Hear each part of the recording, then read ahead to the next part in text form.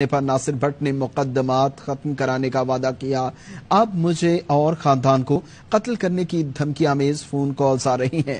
ناصر بھٹ پیادہ ہے، اصل میں مریم، نواز شریف، شہباز شریف کو گرفتار ہونا ہے۔ نواز شریف یورپ فرار ہو گیا، میں تو پاکستان میں وانٹڈ ہوں، یہ لوگ تو لندن میں بھی وانٹڈ ہیں۔